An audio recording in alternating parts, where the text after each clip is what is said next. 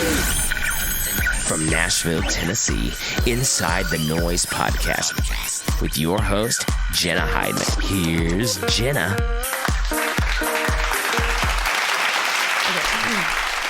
Welcome back to Inside the Noize. My name is Jenna Hydeman, and today we have Sam Varga with us. How's it going? Good. How are you? Doing pretty good. A little sleepy. Sleepy. Yeah, had to get back from Louisville, which isn't too bad of a drive. But No. So my little sister, we're from Illinois. She calls it Louisville still. Louisville? No, can't do that. See, that's what I told her. 2020. Got to get it And right. I had a college professor. I went to Belmont, and he was from Louisville. Did I say it okay? Nailed it. Okay. And that was the first thing he told us. We have to say it that way. And so now I tell Carrie that, and she's like, I am from Illinois. I am not saying it that way. That's like me pronouncing Illinois like Illinois. Yes, everyone does that, though. And now I've started doing it. Because no one should. Everyone is always like, Illinois? And I'm like, yeah, Illinois. Where are you from in Illinois? In between Kankakee and Champaign. Okay, if it's not on I-70, I don't know it. No, it is on 57. Oh, yeah, wait. Yeah. So Champaign is like where the University of Illinois is. Okay. College town. Gotcha. I don't know. Okay, it's like 2 hours south of Chicago. Okay, gotcha. Middle of nowhere. Perfect. So. We're all the best places in Illinois. Yeah, for sure. You know? It's a cool place. Okay, so each week on the podcast, we started off with make some noise, stop that noise. So like a good week, bad week, something you want to make some noise about, something you're like, I want to stop that noise. Okay. If you need time to think, I can go first. Yeah, go for it. Okay. Yeah. Let's start with stop that noise. So my bad week is I went out on Thursday, Friday, Saturday, and Sunday. And my bank account looks a little rough right now. It's bad. I didn't mean to go out every single day. Well, just Sunday. I literally Ubered down to pick up my car from Midtown because I had parked. I drove and I was like, maybe I won't drink so much. Yeah. And I parked and I got up Sunday morning and I Ubered to get my car. And someone texted me like, hey, we're at Tin Roof having some beers. That was at 3 p.m. I didn't get home that night till like 1 a.m. It's fine. So stop that noise. So stop that noise. Not because I had a bad time out, but it gets expensive, and I went to Broadway. Which takes a lot. It does, and I was there just to get to that point to be like, I want to go to Broadway. Yeah. Well, yeah, I was there every night. Well done. No, okay, we have the same one then. Okay, yeah. That was your bad week. Stop that noise on that. Oh, I literally did stop that week. I was on like this just complete bullshit 5-day bender. See, I was on a 4-day one and I felt really bad about it. No, it was so bad. I literally we had a show, we played Bus Call, and just for some reason I looked at the band, I was like, we're gonna get drunk tonight. We're just getting crazy. Yeah, and then that continued for 5 days until I was like, I'm going home. Time to stop. I canceled 2 rides. I was like, hey, Mom. I would come home and sleep for a couple days. I literally had to save like the EP release. I was like, my EP's not going to release well unless I go back and like take 2 days and sit in quiet and like literally knock this down. It's just too much fun. It is, and I get carried away with a good time. I do too. And that's my problem. Yep. And I can't stop. I just can't say no. So I could be in the middle of like surgery. I wouldn't ever do surgery on anybody. But if I was doing surgery and somebody called me, was like, hey dude, we're at Red Door, be like, there. Yeah, and that's my problem pause. too. And then once I start drinking, I'm like, hey, you guys want to do like shots? And I like say it quietly and like everyone just agrees. Have you been personally victimized by Red Door as well? Oh yeah. Yeah. Oh yeah. Yeah. I don't drink liquor there anymore. That's the trick. Because it was a rough summer. Mm-hmm. And then I just decided like no more liquor there. I want to get shirts that say fuck Red Door. Yeah. But like be an endearing thing that Red Door likes. Yes. And then they sell them there. Yes, and everyone needs one because I feel like everyone runs into that. Fuck Red Door. In the best way possible. And I always have a great time when I go, but the devil lives there and I'm just like, the devil is at Red Door. The devil lives at Red Door and it's just going to be a disaster. Well, here's the deal is I feel like I still haven't hit on one of those nights where like Darius Rucker comes in and buys out the entire bar for like a couple hours. But I hear that's like a legitimate thing that continues to happen. When? So that's why I keep on going back. I feel like I'm there a lot. Is to figure that out, yes. Dang. We are not going on the right days. No. Okay, so we're stopping that noise. Make some noise. I went to the NWTF this weekend, which is cool. Do you know what that is? Nope. Okay. National Wild Turkey Conference. Wildlife Turkey Conference. Oh my God. I did know that because that was happening during the Tyler Childers call. And he literally gave it a shout out, or his poster was of turkeys. Oh, that's cool. Yeah. Yeah, there was a lot of friends in town for that, and so that was fun. And I actually went this year. Like, friends usually come for it, and I just like hang out with them downtown. But I actually went to Opryland and walked around their little booths and learned some things. It's kind of like the Ducks Unlimited of Turkey, right? Yes. Yeah. Yeah, and it was super cool. Super cool event. Cool. A lot of good people. A lot of good people. A lot of cool turkeys. A lot of puppies. A lot of puppies. Oh yeah, the bird dogs. Yeah. Sure. Labs, retrievers. Yep. That's great. Yeah. That's good stuff, man. I wish I'd known that was actually going on. It was too late by the time I knew about it. Yeah. Okay, so I'm supposed to say, make the noise. What was really okay? Like, what was good? Okay, this is super cheesy, but this actually happened like on my way to Nashville. So I was sitting there and I was looking at like streams or whatever, like on my phone, like for the EP. And I was like, hey, just pull it up, give yourself some streams, listen to the new single, whatever. And whenever I pulled it up, I saw that my EP was up. Yeah. And I was like, wait, no shit. Like, I didn't realize it was already like live, like where people could look at it. And it was like the first time I ever saw like the album art was on there. Cool. And I clicked on it and it had like the songs faded out because I'd never had like an EP. Is it on iTunes? Yeah, it's like Apple. It should be on Spotify. But just like to look at now. Just to look at. Yeah. Okay. There's 2 songs that are available, and so like I'd only ever seen that on people I was listening to. So now I have one of those faded out. See, EPs. that's cool. Can you pre-order it? Absolutely. Link in all social media bios. Can you pre-save on Spotify? Oh yeah. Oh, for sure. You got it all. I'm really excited. You're on top I wasn't of it. excited. I was stressed out about it until today. And then I was like, okay, this is gonna be sick. Oh man, that's exciting. I'm really excited. That's about really cool. Okay, so we were talking earlier, and you've lived in Texas. I have, yes. And so, okay, do you know who Cody Johnson is? Of course. Okay, so he just put out a cologne. Okay. And I am a huge Cody Johnson fan, and this is just like my little bit right now. Go for it. Okay, he just put out a cologne. So I am in this Facebook group called Me and My Kind, and I surveyed people and asked for their reviews of his cologne. Yeah. And that fan club, that Facebook group, I never post in there. But like sometimes it comes up on my thing. I was like, I work in the industry, so I was like, let me just see what Cody Johnson has going on in this Facebook group. Like, let's just see what's going on with his fans. Well, they like the cologne. And I just have a funny thing to say. So they got like, it was like a sample, it was like a pack. So you got the cologne, and then you got like some like little things with it. And some fans thought that they received a Cody Johnson branded condom, but it was really just like a mini sample of the cologne. But everyone was posting pictures, and they're like, "Oh my god, you got a condom with the cologne!" And then everyone was like, "This is a great idea because his song "Nothing on You" cologne." Wait. And I was like, "This is actually a genius marketing idea." I did that. No, wait, what? I swear to God, I did that. Like you thought it was. No, like you gave out condoms. Yeah, I gave out condoms for the first single I ever did because it was called "Sex and Whiskey." Okay, that's cool. So we had at the CD release show. There was I wanted the bartenders to do a drink called the "Sex and Whiskey." And it was just a shot of Jack with a condom, and so they just give it. Then it was just like too complicated, so we didn't just like putting all the Sex and Whiskey condoms like out, and so there was just like condom jars like all over Live Oak, and it was great. See, that's a cool idea. Yeah, there wasn't a single one left over. See? Yeah.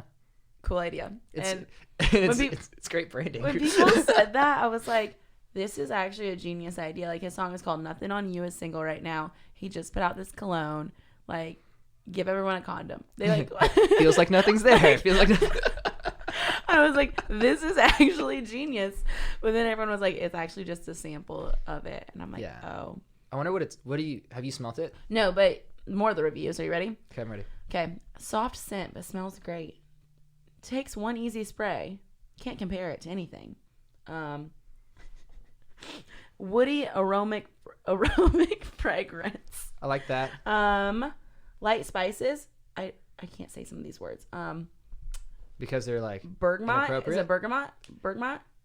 Yes. Okay. Sure. I have some candles that smell like that. They're great. Rugged leather, sandalwood, and honey. Okay, has a woody base. Makes a mahogany wood, fir, balsam. Fir. For FIR for balsam. Oh, okay. Touch of amber. Touch of amaretto? Amber. Oh, amber. Okay. So what is amber? I have a lot of amber candles, like amber and cedarwood, and they're great. So maybe something like that. Okay. And all my candles kind of smell like boys, maybe. Okay. It's spicy, has some cedar scent, stays on for a good while.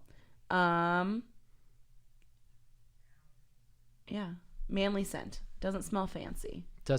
That's important. So I think that I'm in for it. Okay. But it is like $83, which I mean, cologne's expensive. That's not bad. Yeah, no. I buy perfume that's, I don't know, probably like $85, but it's $83 with shipping. Like it's $69 and then it is $83. I've paid more for less. Okay. Right? Yeah. Yeah. Okay. Yeah. I'm about it. So maybe you should try out some Cody Johnson cologne. Some clowns. Trying to think of what the opportunities there would be. You're gonna smell like a cowboy. Yeah. Or I'm just trying to think of what maybe like if I did one. Ooh. Definitely don't have the resources to do that. I don't even know where I'd start. I would want to make a candle. Yeah. Like a candle would be cool. I don't know if a candle called Sex and Whiskey would necessarily That'd be be like cool. I'm into it. I don't know. I'm into it. Okay. yeah, as soon as you start thinking about it, I was like, And then I thought, maybe. wait. Yeah. Maybe. People would buy it, is the problem. Whether they use it, I don't know. People would buy it. Okay. All right, cool. But that's my Cody Johnson cologne reviews. I loved every It single was second of Valentine's that. Day. It should have been a present to people, maybe. That would have been a great gift for a boyfriend, a husband, Especially if you like Cody a Johnson. cowboy. Yeah. Is that weird, though? Like, if I'm a huge Cody Johnson fan and I bought my boyfriend Cody Johnson cologne, because I was like, oh, you're going to smell like Cody Johnson now? I want you to smell like Cody. Like, that good? See, that's, Listen, like, maybe that's a little weird. If he bought it on his own and didn't tell me and then wore it. I feel like a girl could get away with that. I don't feel like a guy could get away doing something similar. True. Like, hey, I saw this really hot girl wearing this. I want you to wear this. That would not go over well. Yeah, that'd be, yeah. Yeah. Yeah. Or, hey, this one girl wears this perfume. Can you wear this perfume? Yeah, No. that's weird. Yeah, Yeah, you're sleeping on the couch. Yeah, that's weird. I don't know. Interesting. Yeah. Okay, well, let's dive into you now. Okay, yeah. Can I just tell me a little bit about your backstory, how you got to Nashville, Yeah, for sure. and kind of what you've been doing since? I came to Nashville. I'd been in a band for a really long time, and we were kind of all going to give it like kind of like this one more shot. So we all moved back to our hometown, which is Louisville, Kentucky, and we got this absolute crack house. That's the only way you can describe it. Like literal crack. And I found out after we got the lease that it literally was a brothel, like before we got it. Oh. And now so I'm like, okay, let me go bleach this house again. And the day after I signed the lease. The day after I signed the lease, the band broke up. And so I had just graduated college. I've been working on a bunch of these advertising gigs and stuff. But at that point, I was working at a grocery store. I was 23 years old. What? 23, 24. Yeah. What had you gone to college for? I went to college for advertising. Okay. Like music in college never really made sense to me. Like I totally regret not going to like a Belmont now. Yeah. But at that point, like I didn't have that. Wasn't really registering in my brain that I could go to school for what I loved. Right.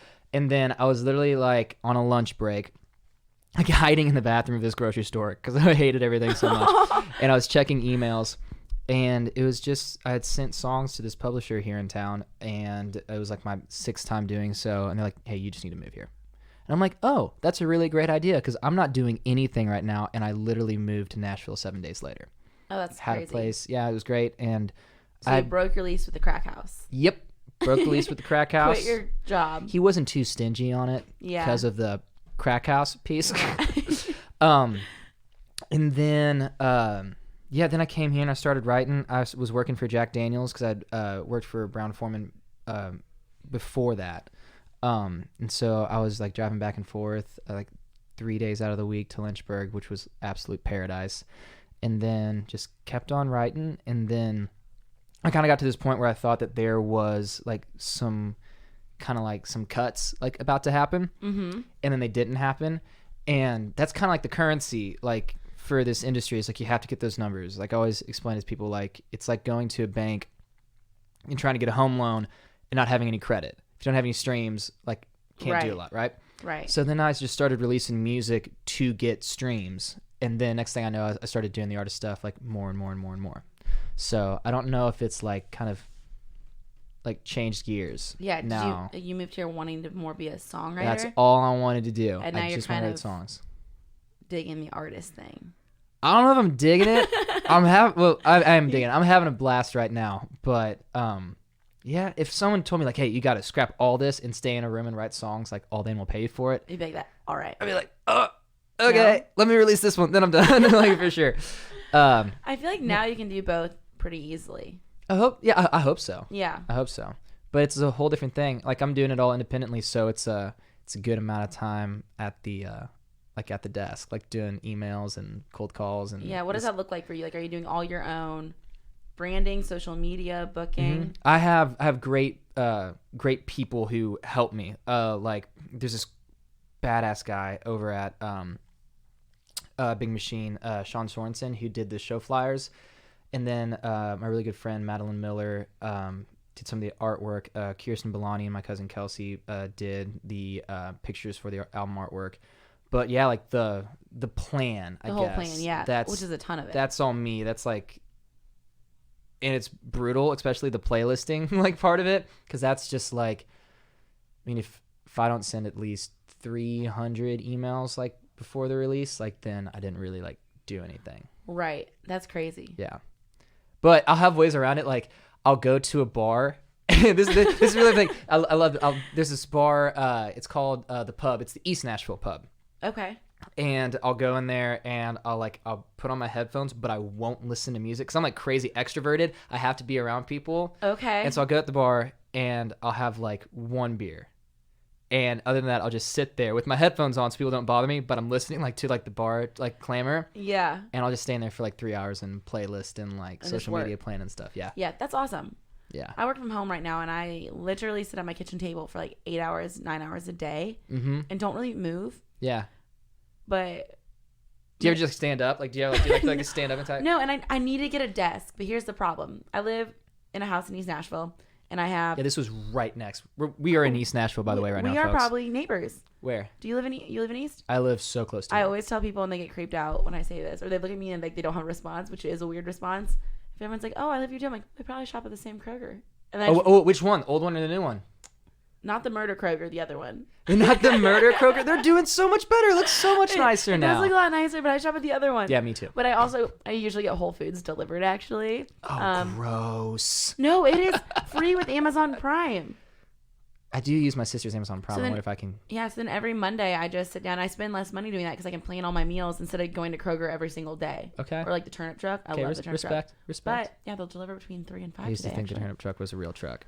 Everyone does. When I tell them how much I love the turnip truck, they're like, what? And they're like, oh, it's an actual building. Yeah. And I'm like, yes, and it's amazing. But, yeah, I live over off of past Douglas. Yeah, we... do we not want to use like street names? Like my exact street, like off Trinity by Grimey's. We are literally right next to each other. What? Yeah. Like I can walk to Grimey's. I could walk to Grimey's. It'd take me 15 minutes. I'm the exit right before you. If you get off at Trinity, then I'm. That's right where I you. get off. Yeah. Oh, so you are off. Yeah. Okay. Yeah. Which that coffee shop across Living Waters is pretty cool. I don't know if you've ever been in there. Well, let's talk about Mickey's. Okay, I've only been there like twice since I moved in. I lived there a year. No. Maybe we need to go there. We should definitely go there. Can we bring the laptops and microphones to Mickey's? Because Mickey's is amazing. Yeah, we should go. I've been a few times. Only once since I moved in, though. Also, shout out to the Fox, which is right beneath Mickey's. I've never been there either. Okay. I need to do some East Nashville. Have you been to Attaboy? No. I've been nowhere over here. Oh, this is going to be so much fun. I've been to the coffee shop across my house, which is like also our brewery. So I'll sometimes go over there and like... Tonight, I'm like, maybe I'll go over there around 5 and grab a beer because I'll probably work till like 7. Yeah. So like, I'll probably go and then just sit and work. So how long have you been in East? A year, exactly. Oh, okay, see, that's not an excuse. There's so many bars you need. I just love Midtown.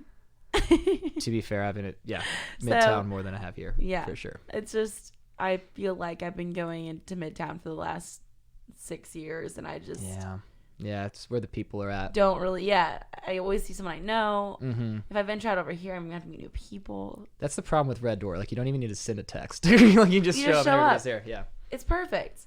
Like, Yeah, you can go alone or Tenerife. I'm a big Tenerife fan. For sure. Good people there. Always good people. Always good people. Love that crew. Shout out to the bartenders there. We love you. All right, back to you. Love it. All right, so you're getting ready to release this new EP. Yes, I am. How many songs are on it? 6. 6, and you've released 2 singles. Yes. What did that planning look like? How did you choose the first single? How did you choose the second? The first single was based kind of solely off of what do we think is going to do the best, especially in Nashville. So it's probably the most country, which is so funny because it has it's still pretty edgy for the mainstream, I guess. Yeah, I've listened to it. Yeah. I was just going to ask, do you consider yourself in the country genre? I'm in Nashville. I'll put it like that. Okay. So, I don't know if I'll ever get a play on actual country radio, which is okay. Yeah. But there's definitely that in there, just because that's kind of at this point with all genres disappearing, whenever you have a very lyric forward song with guitars, you might as well call it country at this point. Mm-hmm. So. We released Sex and Whiskey, had a blast with that. William Stone's produced this entire project. Every single song on it also is a co-writer on, I think, all but 1 or 2 of them. He's the man. And so then the next one, I kind of wanted to go, we were thinking about more of as an EP. And so I was originally going to name the EP Mayday, but then we realized that Mayday was the strongest single. So we had Mayday as a single, and it came out, and it's crushing it right now. Yeah. I think it did 50,000 streams in 2 weeks, which was awesome. And then so I had to figure out how we were going to keep up with that for the EP. Yeah, but I think this is a great release strategy these days is releasing a single first and kind of getting people to start listening and knowing who you are, and then release that second strong single because there already are fans that are listening, and then that second one's gonna come out, and then when you drop the rest of it, people are excited. Yeah. Instead of just dropping an EP out of nowhere. It's like dating, it's first single, something right down the middle, don't scare anybody off, but also be kind of cool, and then hey, pieces of yourself as you go on. So Mayday was much more personal than Sex and Whiskey, was much more what I wanted to create. And then there's songs on the EP that if you don't listen to it as an EP, you would never find those songs together. The second track on this album's called When She Falls. Mm-hmm. Crazy. I'm absolutely in love with it. And it's probably the biggest portrayal of who I am. Mm-hmm. So as a guy and as an artist, I really feel a big personal connection with that song. So I'm excited for people to hear that one because I don't think anybody's really expecting it unless you've been to a show. Okay, cool. So, yeah. I'm excited. Yeah. Did you write all the songs? Mm-hmm. I was a co-writer, at least on all of them.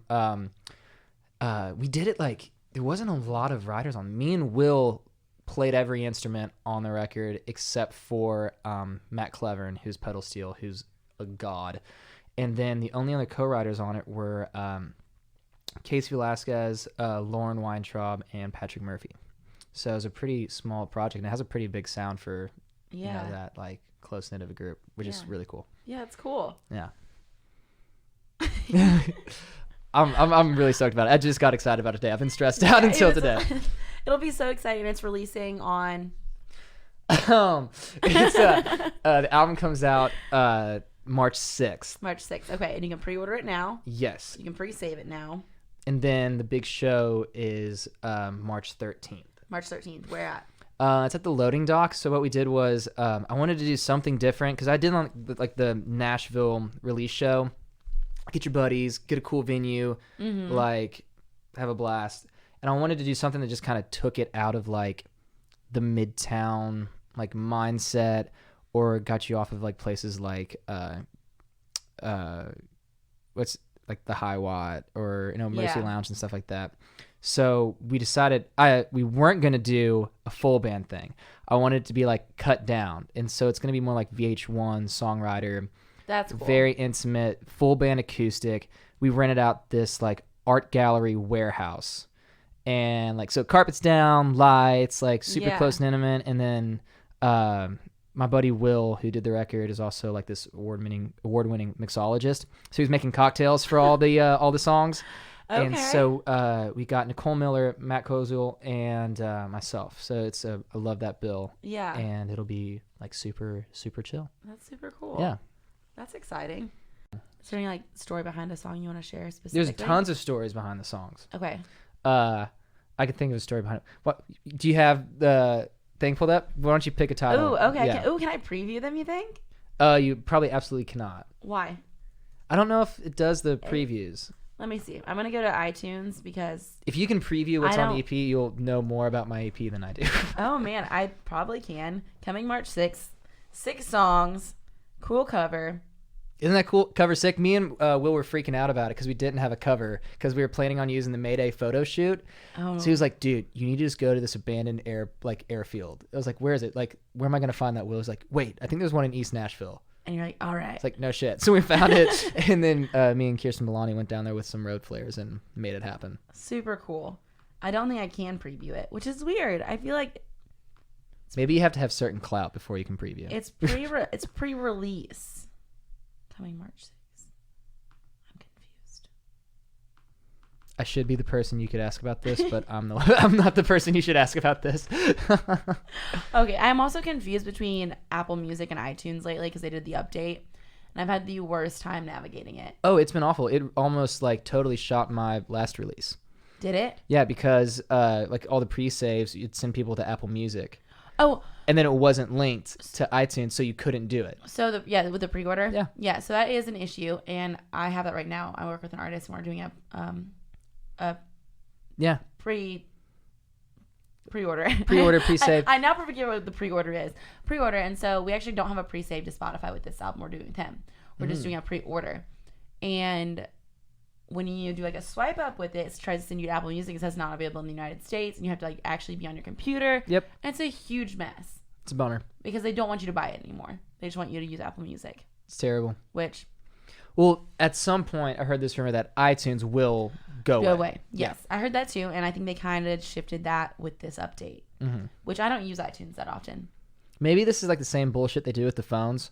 You know what I mean? Like where they just slowly start making the phones worse, so you have to do the update, which they got Yes. caught for and had to pay a Yes, bunch of money They for did. it. So maybe we should like, I don't know, do a lawsuit for iTunes. You want to start it? Yeah. Okay. So I do have the track listing up right now. Okay. So tell me the story behind "Like I Never Left." Like I Never Left was a song that I wrote with Will Stone. Most of our songs are written while we're walking dogs because he used to dog sit for some people. And I'd had this experience going back home where it was just awkward. It was really bit like, it was as if I was exactly who I was whenever I left. If that makes any sense. It's like you go back home and no matter how long you've been gone or what you've done, for better or for worse, which is in the song, like you are who you are the day you left that town. And it kind of sucks because like if you didn't like who you were like in high school and you come back and are like really excited and proud of what you've done And and, then you're you're like just- treated like who you were in high school. That's true. It's weird. So Like you're always 17 in your hometown. exactly. That's literally what that song's about. That's what that song's about. So we wrote about it, but it just didn't fit in the vein of like a big, because Louisville, Kentucky's a big town. So we wrote it small. We wrote it like a small town. So Okay. I kind of, we used like my mom's hometown, which I go to a lot, as kind of like the backdrop for it. But the story about it's like me going back home to Kentucky. So the second verse is something along the lines of, when I'm here, I'm always looking for people I don't want to see because to them, I ain't done nothing unless they've seen it on TV. And then I think the next line is, they don't care where I've been because I ain't been around. They buried me at 17 See. the day I left this town. So that's kind Okay. of what that song's about. But it's also, it's not like dissing the hometown because it's about like that dichotomy, like that like double-edged sword. It's like it always keeps you grounded. Mm-hmm. But it also can always suck. So it's like you go there to get grounded, take your shit, and then keep on going. And then you just go back. Yeah. Now, do you enjoy spending a lot of time at home, or do you kind Nope. of? I don't either. Nope. I cannot go home for more than like 7 days. I feel like I've never seen a worse case. Like people in Nashville understand FOMO better than anybody else. Like if you're not in this town, like you're like, what's happening? Yes. I need to get back. And I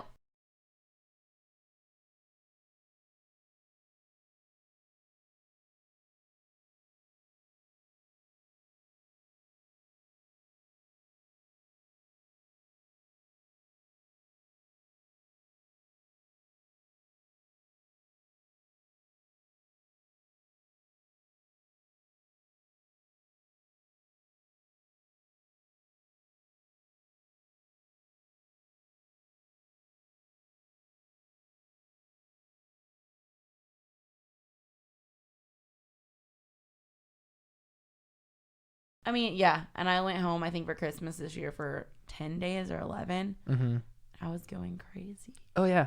Yeah. And, like, I go home now and I see my family. And, like, all my best friends from high school have kind of moved away. So there's, like, one person I like to see. And then I'm like, okay. That's it. Yeah. What do I do now? When can I go? Yeah, I totally agree with that. Yeah. I have to come back here as fast as possible. I do, too. I do like my hometown. It's a very small hometown. What's the name of your hometown? Crescent City. Crescent. Oh, I've totally driven through Crescent City. I know where you're talking about. No, you don't. I swear to God. Crescent City, Illinois. On 57. Yeah. Okay. Now we're on the same page. It's like a town of like 500 people. Yeah. It's so I think I've traveled through Illinois more than I've traveled through any other state. Really? Only because I was always going to Missouri. So my Okay. dad lived in St. Louis for a little bit, and then my mom's hometown, which I go to all the time, is in Higginsville, Missouri, right off I-70. And then I was going to Chicago there for just a little bit. So coming from Nashville, coming from Kentucky, yes. Okay. Maybe. Yeah. Small town. My high school had 11 kids in my class. Wow. Like I was top 10. I was top 10% in my class. I was salutatorian. So smart. It's like we're top 10 Oh is my literally gosh. also being number one. That's awesome. Yeah, I guess you had to be number one, so I guess I wasn't in the top 10. Top 10% Almost. of 10 Of 10. would be the top would be the first percent. That's so sad. I was a great athlete. One of the only ones in the school. Yeah. Oh, wait, I do that same shit though. So oh my God. Okay. Confession. So on my resume for colleges, and occasionally I'll tell this to people still, is that I'm the junior state champion for Kentucky State Rifle Team. So I'm the junior champion. Okay. Now, I was the only junior.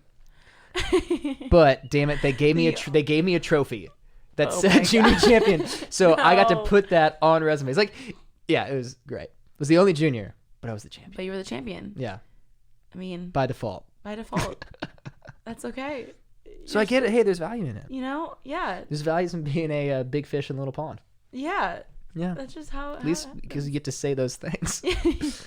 I was number one in my class of 11. I was the best junior ever. He was the only junior. Oh man. Yeah, looking back now, I'm like, I don't know how I didn't turn out more weird. Like, no, I don't think I would have made it in a big college. Like, I went to Belmont, so there was like 30 kids in the classes there, Yeah. which was great. I talked to some people, and they're like, there's 300 in their classes in college. See, I don't think I could have made it at Belmont. See, It's way too strict up in there for me, man. it was okay. So I don't know. I think I was a rare bird at Belmont because I came in as a transfer student. Okay. So I went to community college in Illinois my first year, and I got enough credits to transfer in as a sophomore or as a junior. Okay. So I graduated college in 3 years. Well done. So I did not. it was not fun. So I came in, I didn't live on campus because Mm-hmm. I didn't have to because I wasn't a freshman or sophomore. Thought you had to live on campus for longer. Not if you transfer in with enough credits. Rock and roll. So I got enough credits. Didn't live on campus, so I wasn't really Yeah. that involved in the Belmont. Like, I didn't have to live on. If I would have had to live on campus, I probably would have been kicked off. Yeah. Like, I lived in an apartment off Yeah. campus. Yeah. I don't know if I would have made it, but I could not. Nope. I probably would have. Yeah. I had my sister's fake ID. I moved here at 19. We're talking about drinking. We're talking about drinking. I moved here at 19. I had my sister's fake ID. All my friends next door, they all were baseball players at Trevecca, and they weren't supposed to be living off campus or drinking either. Mm-hmm. But they were all older than me, and I didn't tell them I was 19. I just kept going out with this fake ID, pretending I was 21, because they were all 21. I did that in Vegas one time. I got away with it. Yeah, I got away so with a fake ID in Vegas at 19. I was playing craps at the MGM, drinking Jack. I love the MGM. So great. Every December, I go to the rodeo, and I stay at the MGM for 2 weeks. And it is the most magical time. I've never been to Vegas when it's not the rodeo, but like Vegas, The PBR, right? NFR. Okay. So the National Finals Rodeo. Like, Gotcha. So it's like the roping, barrel racing, it's everything. So cool. It's the coolest event of the year. I would probably hate Vegas without the Cowboys there. Man. In the Western world. Maybe I'd like to go in the summer and do the whole pool thing, but I'm not really that into gambling.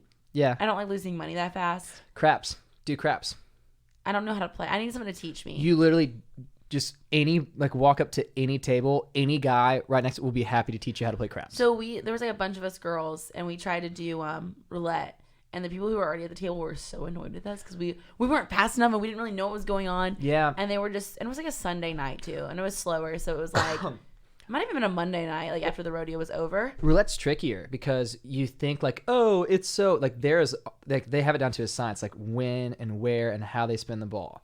Yeah. Like you think they don't. Like there's like next to blackjack, it's like roulette can be tricky. They'll get you. That's why craps is so much fun because like all the controls like in the players, right? Right. So if somebody gets on a roll, like you'll lose money, you'll get it, but like if you just play smart and chill out and hang out, you can walk away from craps with $300 super easy. Dang. Well, that's what I did because I went and lost like $50. And then we were just like, some of the girls did slot machines and I was like, I just lost $40 in like 3 minutes. Like, who wants to do that? Dude, Vegas just gets me in trouble. I remember there was a time. Oh, sorry, I'm just looking away from the microphone. There was a time I was the best man at my cousin's wedding, and he had it at the MGM. Love the MGM. I love the MGM. And my dad's a big craps player, and my brother-in-law loves Vegas, so he like knows all these spots. So my fake ID works. My sister, my girlfriend at the time, their fake ID does not work. They get taken like at the Chainsmoker, like whatever concert we were trying to get into. We buy them back. He's like, hey, we'll go to the whatever the thing is at the top, like the Space Needle type deal. Okay. And we get up there and we're having a blast. And I am just sauced, like living my best life. We come back to the MGM after this big night of drinking for 19-year-olds, if I'm being completely honest. And my dad is just also sitting pretty nice at the craps table. And I think he's about to fall asleep. Oh my gosh. And he has so much money in front of him. And so his eyes are half closed. And we walk up and he goes, boys, glad you're here. I'm going to bed. Have fun. And just leaves. And so me and my cousin are sitting there with like $2,000 of chips. And we look at each other and we're just like, one bet. And so we put like $100 down, lose it, and then go to bed. But I brought up my dad's chips to him and I put them by like the bedside table. And he wakes up the next morning and goes, who won $1,800 last night? I'm like, I did. This guy did. You're welcome. Oh. But yeah, that's my Vegas story. Yeah, I need to learn the better game. I'm going to Dover, Delaware in June. Okay. I don't know if you've ever been there. I did. I went to Dover. Is it for NASCAR or for Firefly Music Fest. Yeah, so I went to Dover for Firefly Music Festival whenever I was working for Jack Daniels. When did you go? 2017 is when I went. It's gorgeous. Might have missed that year. So I go, and the first year I went and sold merch. Okay. I quit my full-time job here, and I was like, I was doing business management. I'm like, I don't want to be an accountant. No. I don't want to deal with people's money. I can't even deal with my own. Like, I don't want to deal with these. Yeah. And so I was like, I'm going to quit. And I was offered this job with, like, Golden Voice to go sell merch at cool. Firefly. And we did all artist merch. It was me and one other guy from California, and this guy still does it to this day, I think. But that was his gig full-time. And we sold merch for like 93 bands. I was in that merch tent from literally like 7 a.m. to 4 a.m. I slept maybe 3 hours a night because we would have to count out, settle with each individual tour manager. Hell. And that was the year, I think it was 2015 or 16. They did a country festival right after. So they did Firefly, and then we flipped the grounds. And 3 days later, we did a country festival. I will say, if I had to be in that situation at a music festival, I would choose Firefly. Yes. Either that or someplace in Washington because the weather at Firefly is fantastic. Yes. Now I go and I manage the camping ops. Oh, okay. So I get to go and like they have North Camping and South Camping, and their festival grounds are so cool. It's so interactive and it's the coolest experience. Like you're like half in the forest, like you come out like of this grove, like half of you in the trees. It's so cool. Super cool. I do think they do an amazing job. I haven't been to Bonnaroo. I haven't really been to a lot of other like non-country festivals, but the experience that they give is so cool. It is really cool. We built a fake beach in the North Camping Hub last year, and we did like a beach party, and like bands would play. Very cool. And it was cool. And then they did like a butterfly atrium, and like nice. They had like the hammocks and do like hangout things, and silent disco's a big hit there. Firefly was the first place that I learned what steampunk was. I don't know what that is. It's like, think of Mad Max meets Westworld meets. I don't even know. So here's the deal too. Okay, so desert apocalypse. Okay. Meets a Western Okay. meets the future. Okay. So it's like very like futuristic devices, but everything runs on like steam and like gear, and everybody's dressed like they're going to either like a punk rock show or Yes. like an old timey saloon. So like corsets, leather, like top hats. Yeah. Google it. Google steampunk. Steampunk? Yeah. Okay. Like, have you ever seen that video game like Borderlands or anything? No. Okay. It's a vibe. Like, it's a whole... Steampunk, a genre of science fiction that has a historical setting and typically features steam-powered machinery rather than advanced technology. I feel like I crushed it. That's. I think you did. These images, okay. Kind of weird. I don't know what you're looking at. Maybe this isn't. Yeah, that's about right. Okay. All Yeah. right. Okay. Yeah. Yeah, I will. Yeah, I will say that I go each year, and like everyone else I work with is super excited about the lineups. I will say I got to see Lil Wayne and Eminem one year. Yeah. And Panic at the Disco and Post Malone was there last year. There are cool people there, but also like I'm the person that like sits back and I'm like, I don't know what's going on right now. No idea. I think maybe like, you're supposed to be on drugs and like throwing glow sticks, but I'm just standing Listen, there. it's an option. I'm just standing there like watching everyone, and I will get drunk one night while I'm there because I try to be responsible. When I go to work events, I don't get crazy because I go 0 to 100, and I'm usually I know these people, but like I don't spend a lot of time with them, and I'm like, yo, I'll go 0 to 100, and you're gonna be like, gonna go home. Yeah. Yep. No comment. I'm not saying anything. And that's what happened last year, and it was so funny. And the next day it was after the festival, so it was the last day of the festival. I was like, all right, I'll drink with everyone because I also don't like feeling hungover the next day. I have to wake up at 8 a.m. and work. I'm at my most creative when I'm hungover.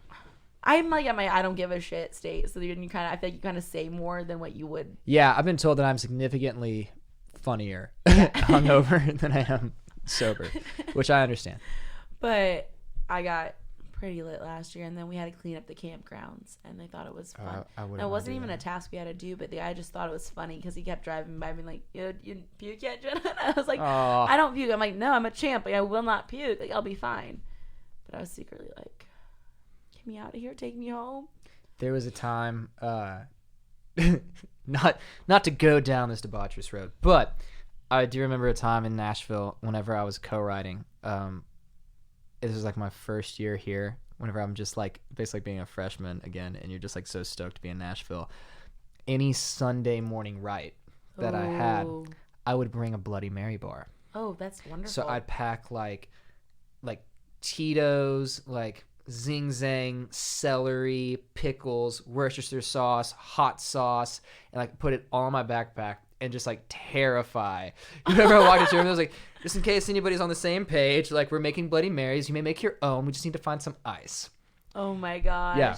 And that was the thing for a while. Every Sunday morning you got Bloody Marys. That's awesome. And I think there was always a great song written. See? So one would argue why I still don't do that. Yeah, but I don't. Wow. Do you want Bloody Marys? I kind of do. Yeah. I really wanted one on Sunday when I woke up, and then I didn't drink any, and then I just had Best Bloody Mary in Nashville. Go. Tavern. Ooh, not the bad. Smoky one off the Tavern. You know what? Shit. Yeah, that's mine. I'm so glad you said that. I thought you were gonna stump me, but I also haven't tried a lot of Bloody Marys. I don't like the row because they make you make your own. And if I'm hungover on a Sunday and I want to go have brunch and have a Bloody Mary, I don't want to have to get up with my cup with vodka and then go pour my own stuff in it. Yeah. That's just my opinion. Like, I want someone to mix it for me. I once heard the most adorable idea for a first date. And it was, you go and you try to find the best like margarita. So like you go off Yelp or wherever you think, and you try to like see if Yelp's right. And then by the end of it, like, you're just sauced, right? But one like a Sunday morning, like let's go find like the best Bloody Mary, could be pretty chill. And I bet could get pretty wild. I bet Tavern would hold true. Yeah, I like theirs. And then on Sundays there are 2-for-1s. They are 2-for-1s. That's really big, and you can't beat that. And their brunch is awesome. God, I just want to go to Tavern. I do. I haven't been there in a while. I love the Tavern. I'll see you at Tavern this Sunday. Deal. Boom. Done. I'm all about it. The smoky for sure. I will. And then we can walk to the Red Door and have 2-for-1s there. Fuck Red Door. That's Full circle. One time I did get up and do that. I went to the Tavern, and it was like, I think I was in like, I don't know, like sweatpants and a sweatshirt. Mm-hmm. And we was just meeting some girls for brunch. We're like, we're just gonna be chill. Literally went to Red Door after. Was out from at least like 9 a.m. to 10 p.m. and had to get driven home. And I'm like, I did not want my Sunday to end like that, but Famous last words, for sure. drank 2-for-1s all day at the Red Door. And like it was during football season, so football games were on. Just hanging out. It's a great atmosphere. Everybody's out. It was nice. Tin Roof is bumping. Yeah. Tin Roof is bumping. It's great. The Spasmatics are at Doghouse. That is dangerous. Yeah. But I can't go to the Spasmatics if I'm not hammered because it's so packed in there. Like you have to be like having a pretty good time. Like this Sunday we tried to go, and honestly, I was like, we waited in line. Oh, actually, we didn't wait in line. So you know when you walk in and there's that line. Yep. And like Tin Roof. Yep. Is that right by Tin Roof? Mm-hmm. And you just step over and go under the rail. Yeah. So a few of us girls did that, and I was like, if we get caught, I don't really care. Right. But we did that, and then it was so packed in there that it wasn't. I was only like 2 beers in, and I'm like, well, let's go back to Tin Roof, Tin Roof. y'all. Well, if you're ever looking for a place to have a hangover on Saturdays, there's a little thing called The Hangover at Live Oak, which is hosted by yours truly and Spencer Jordan. Oh, man. We know you have a lot of choice whenever you choose your hangover, and I we love appreciate you hanging over here with us. What does that entail? There's great Bloody Marys at the Live Oak. Okay. There's very great music. We book a lot of good friends. Oh, okay. And me and Spencer Jordan stand up front, and we just like drink Bloody Marys and Red Bull. We're great brand And Red Bull. Yeah, we're great brand ambassadors because like we are hungover every day that we have to go. But it's called The Hangover. It's been really fun. Cool. Yeah. That's cool. Yeah. Well, a lot goes on at Live Oak. I feel like there's always something like with one of my friends, whether it's like a release, a show, something. I feel like, Hasten and Dave came in there and started crushing it. yeah. Yeah, they're great guys. Yeah, I feel like I'm always constantly like, everyone's like, "You want to go to Live Oak and see this person?" I'm like, "Cool." They just did Cool. such a great job with like branding and everything. Like they have something going on every night. Like they have like big ones, Wine Out Wednesdays. Yeah, those are great.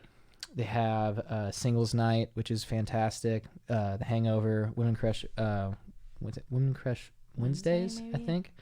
And then I don't know if the Nash edition is still there. There's a ton. Yeah, great hang. Yeah, I feel like I go in phases where I'm like bouncing around a lot, and then I feel like I was gone all of December, and then most of January I kind of stayed in. Mm-hmm. I go through a phase where I'm like out every night, Yeah, and then I stay in for like 3 weeks. I have that phase. And then I'm like back out every night, and I'm like, I just need a happy medium. Why am I like extreme one way or extreme the other? I keep on buying books like that I really, really want to read, but then I was like, I'm just gonna stay home and read them, and then pile just keeps on getting bigger and bigger of all the ones I haven't read. I just started the Lonesome Dove. Ooh, I don't think it's a trilogy. It's a whatever you call 4 books in a series. I've heard good things. And I'm on the first one, but I'm like, it's great. Mhm. But I think I just got done with part 1, and I started it like a few months ago. Okay. It's one of those things where it's like, I only read like probably like before I go to bed. So it's like, yeah, if I feel like staying up an extra hour or 20 minutes or whatever, and it puts you to sleep, which is also it a does, problem. which is, well, it's good though, because I have a tendency of leaving like Netflix on, and the blue light is really bad for you. Yes. I'm really into like, I wear blue light glasses all the time. Oh. I'm really into blocking the blue lights in your life because Okay. I feel like you sleep better, and like and it would probably help you while you're sending emails. I look at my computer all day. I just don't understand why we can't have like Not blue light? the Kindle thing. You know what I'm talking about? No, Like, so have you ever looked at a Kindle? no, I Like where you like read like the tablet like no. My book mom thing? got me one once, and I returned it because I really like physical books. Okay, yeah, I'm the same way. But there's something about like, because I think it's electric, but it doesn't look like a normal screen, Oh, and you can literally, it's like you're reading pages, and I just don't know why we can't have that. I don't know either. But like our phones are so bad, and there's actually like this like red light feature on your phone Mm-hmm. that you can turn on, and It's like not for nighttime though. It gives you the option. no, well, you have to like physically do it otherwise. Too much effort. Rather go blind. But I use my blue light blockers, and then I sometimes turn my TV at my computer on at night, and I'm like, why would I watch Netflix going to bed? I know it's bad for me. I might change all my bedroom lights to red lights too, because red lights are supposed to be really good for you. I feel like we're just going through Red Door withdrawals at this point. Like it keeps on coming up. I just want all of my. Maybe that's why the red door is so pleasing, because red light is so good for you. Someone was like, everybody looks good at red doors. Like, really? Really, Yeah, everyone. sure. Like you can look so good in red lights. It's like, okay, let's not push it. Well, I don't know. I don't know either. I feel like we've already confessed a lot, but each week on the podcast, we have off the record confessions, but they're technically on the record. Okay. So it's something that you want to share that's like weird or embarrassing or just a confession. My life, dude. My life. That's me. That's my brand, dude. I just own it. I don't. Can you give like? I don't know. I mean, I have a good one, but I feel kind of awkward sharing it, and I don't know why. Okay, I'll just. Okay, yeah, you set the pace. I'll try to match your story. Well, mine's not that good, because I do it every week, so I have to like think of something. Okay, but so one of my friends was telling me this story about how he met this girl on Bumble, and this is gonna lead in my own confession. Okay. But he met this girl on Bumble, and like, and this is really funny. I'm gonna give you the short version, and then one day if I see you out and he's with me, I'm gonna have him sit you down and give you the long version. Okay. Or yeah, I'll have him on the podcast maybe. But he had this girl, and he met her on Bumble and said she was beautiful, like looked great, awesome.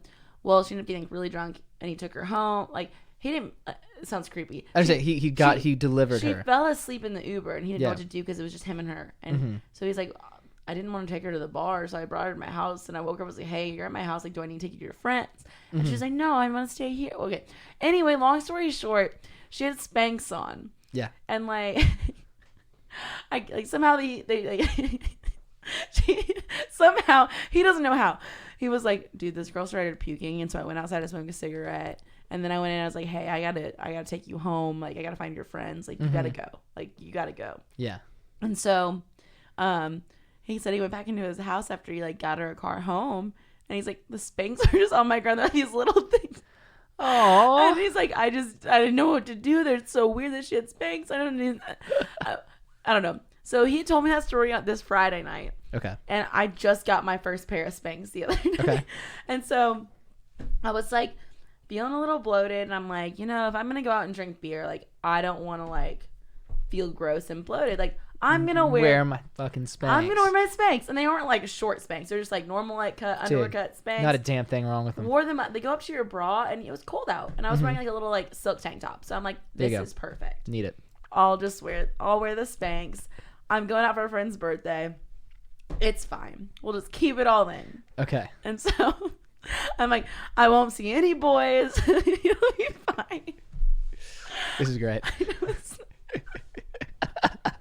And then, so first we go and see this guy play downtown, and like, oh my god, this girl's there. Did I read the punchline? No, okay, sorry.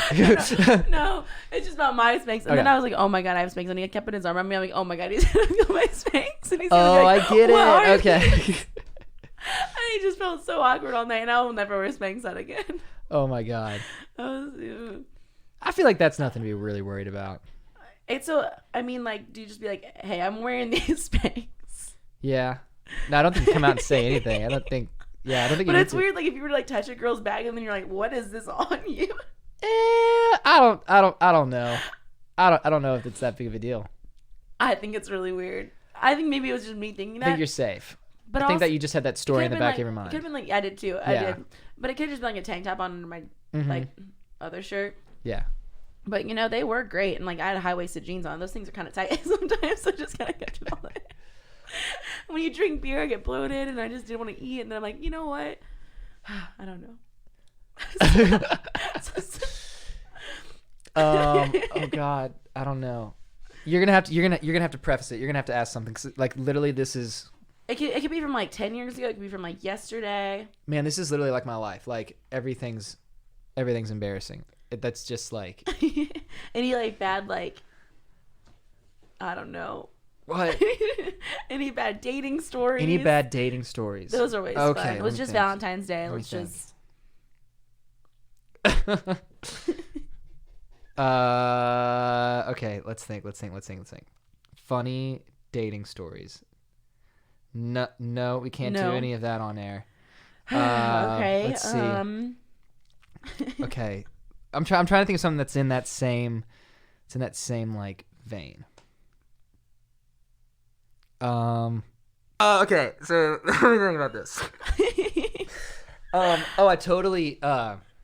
We made it on Overheard and Nash one time. That was big for me. That was big for you. Yeah, and I totally lied about it too. Like because like I feel like plenty of people do this. Like when you say overheard, but it's actually something you were a part of. Oh. Is that what you did? Yeah, that's what I did.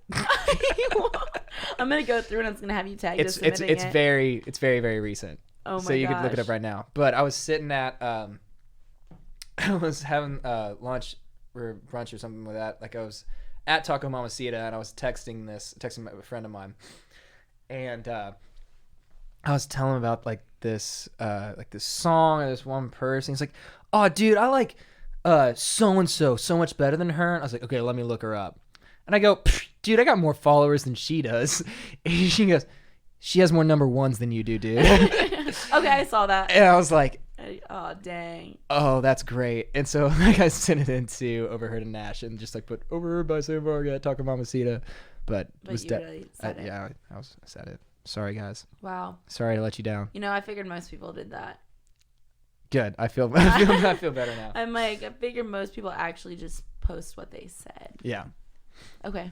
That was a good one. That's my confession. That's your off the record confession. Off the record confession.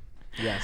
Oh man, okay, where can everyone follow you, learn more about you? Sam Varga stuff. So Sam Varga, Varga music. Sam Varga music on Instagram. Sam Varga on Facebook.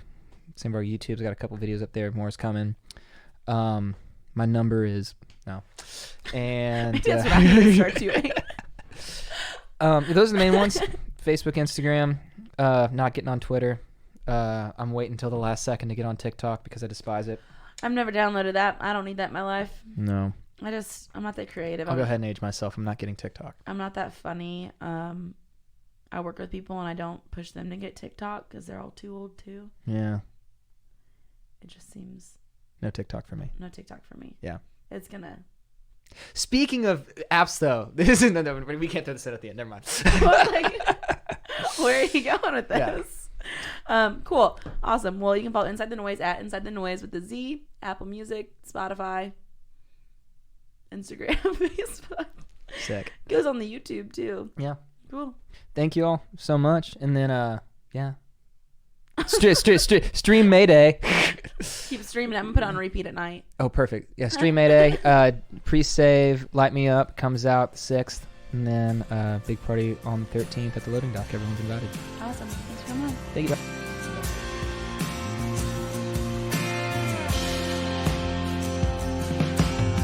She left me like a penny on its face. There wasn't enough to pick up. My bad luck anyway. Yeah, I don't blame her. Well, I'm no sight to see. Said, honey, take care not to step in me when you go to leave. So come in, Mayday.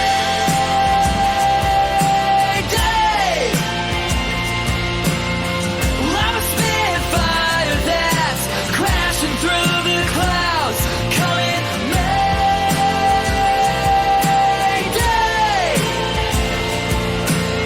I think I'm about to find some of that solid ground. I'm going down, and I'm going down.